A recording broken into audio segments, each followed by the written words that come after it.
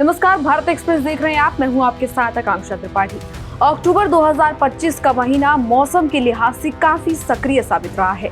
एक और बंगाल की खाड़ी में साइक्लोन मोंथा आया हुआ है, जिसकी वजह से लोगों को दिक्कतें हो रही हैं और भारत के दक्षिणी तटों के लिए ये लगातार खतरा बनकर उभर रहा है।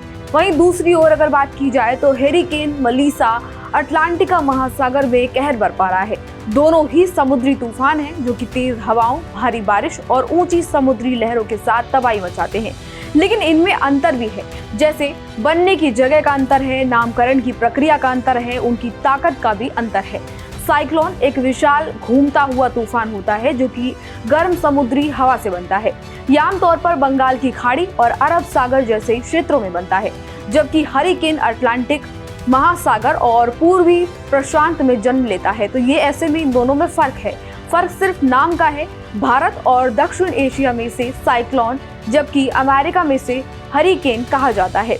चक्रवात की तीव्रता की अगर बात की जाए तो वेरिकल यानी V1 और V5 तक इसको मापा जाता है, जबकि हैरिकेन को सैफिर सिम्पसन स्केल पर अगर मापा जाए यानी कि कैटेगरी इसकी मापी जाए तो कैटेगरी 1 से 5 पर इसको आंका जाता है। दोनों ही स्थिति में हवाएं तेज चलती हैं और समुद्र में ऊंची लहरें उठती हैं। साइक्लोन मोंथा की उत्पत्ति की अगर बात की जाए तो अक्टूबर 2025 के आखिरी सप्ताह के दौरान बंगाल की खाड़ी के दक्षिण पूर्वी हिस्से में ये उत्पन्न हुआ था। गर्म समुद्र पानी लगभग 30 डिग्री सेल्सियस और नम हवा की वजह से ये जो है इसका दबाव है बहुत ज्यादा हो गया था और मजबूत इतना ज्यादा हुआ कि डीप डिप्रेशन से साइक्लोनिक स्टॉर्म में ये तब्दील हो गया, जिसकी वजह से लोगों को काफी ज्यादा खतरा भी बना हुआ है और वहां पर ये तबाही की स्थिति बचा रहा है। अगर भारतीय मौसम विभाग के अनुसार देखा जाए तो ये तूफान आंध्र प्रदेश की काकीनाडा तट से टकराने वाला है। इसकी गति 90 से 100 किलोमीटर प्रति घंटा हो सकती है और 10 से 15 फीट ऊंची समुद्री लहरें उठने की भी आशंका है। तो ऐसे में ये काफी ज्यादा डरावना और खतरनाक हो सकता है। प्रशासन ने तटीय इलाकों में हाई अलर्ट जारी किया है और हजारों लोगों को सुरक्षित स्थानों पर पहुंचाया गया है। स्कूल कॉलेज बंद कर दिए गए हैं और मछुआरों को समुद्र में जाने से रोक दिया गया है। मोंथा नाम थाईलैंड ने सुझाया था, जिसका अर्थ होता है सुगंधित फूल। अगर ये तूफान व्यापक तबाही मचाता है तो इसका नाम स्थायी रूप से रिटायर किया जा सकता है। दूसरी ओर अटलांटिक महासागर में हेरिकेन मेलिसा अब तक सबसे शक्तिशाली तूफान बना हुआ है। ये पश्चिम अफ्रीका के तट से निकलने वाली ट्रॉपिकल वेव से उत्पन्न होता है और कुछ ही दिनों में कैटेगरी 5 हेरिकेन में बदल गया। इसकी हवा की रफ्तार 282 किलोमीटर प्रति घंटा तक पहुंच चुकी है, जो इसे बेहद खतरनाक बनाती है। इसका दबाव 906 मिलीबार तक गिर गया है, जो किसी भी सुपर हेरिकेन की पहचान होता है। अब इसके साथ ही मेलिसा फिलहाल जो है कैरिबियन सागर से गुजर रहा है और जैसे कि अगर देखा जाए और जो जमैका जो है उसकी अगर बात की जाए तो 28 अक्टूबर को लैंडफॉल करेगा। रास्ते में ये हैती, डोमिनिकन रिपब्लिक, क्यूबा और बहामास जैसे देशों में भारी बारिश, बाढ़ और भूस्खलन का कारण बन रहा है। मौसम विशेषज्ञों का कहना है कि हेरिकेन कैटेगरी 5 के स्तर पर लंबे समय तक टिक सकता है। हेरिकेन मेलिसा का नाम WMO की सूची ने दिया गया था, उनकी तरफ से ये नाम दिया गया था और ये 2025 की अटलांटिक नाम सूची का 13वां नाम है और अगर इसने बड़े पैमाने पर नुकसान किया तो भविष्य में इसके नाम को हटा दिया जाएगा। इसके नाम के लिए कुछ बदलाव होगा। वहीं साइक्लोन मोंथा का नाम दक्षिण एशिया देशों की तरफ से संयुक्त सूची में थाईलैंड ने दिया था। साइक्लोन और हेरिकेन दोनों के नाम इसलिए रखे जाते हैं ताकि लोग आसानी से पहचान कर सकें और समय रहते चेतावनी जो है उसको भी जारी किया जा सके ताकि लोग समय रहते सतर्क हो पाए।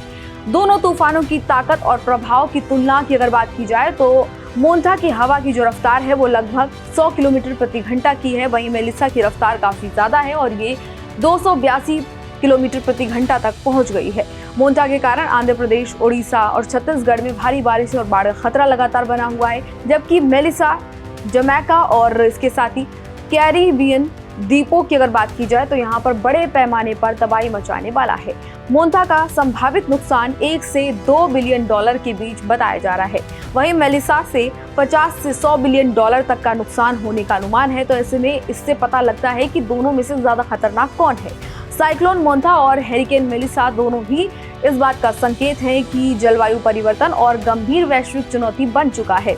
जिस तरीके से लगातार ये हम देख रहे थे कि जलवायु परिवर्तन की वजह से काफी ज्यादा चेंजेस आ रहे हैं, क्लाइमेट चेंजेस काफी ज्यादा ड्रास्टिक तरीके से आ रहे हैं, अब वही और ज्यादा ड्रास्टिक और ज्यादा खतरनाक रूप से सामने आने लगे हैं। समुद्री तापमान में वृद्धि से ऐसे तूफानों की तीव्रता और जो इसकी उत्पत्ति है वो दोनों ही बढ़ जाती है।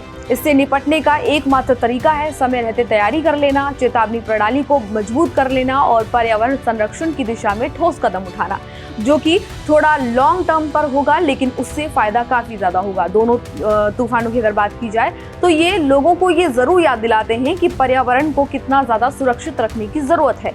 प्रकृति की शक्ति अपार होती है और मनुष्य को उसके साथ तालमेल बिठाकर ही आगे बढ़ना चाहिए। तो ऐसे में ये बहुत महत्वपूर्ण है कि हम इस चीज़ को समझें कि लगातार हमें पर्यावरण, लगातार हमें प्रकृति चेतावनी दे रही है कि हमें अब रुकना चाहिए और अपनी प्रकृति के लिए कुछ करना चाहिए, थमना चाहिए, क्योंकि लगातार पोल्यूशन बढ़ रहा है, वायु प्रदूषण बढ़ रहा है, एयर पॉल्यूशन हर हाल में कहते हैं संतुलन जो है वो पूरा बिगड़ा हुआ है। तो इन सभी संतुलन को बनाना बेहद ज़रूरी है और समय रहते अगर ये कदम उठाया जाएगा तो ही इसका फायदा होगा।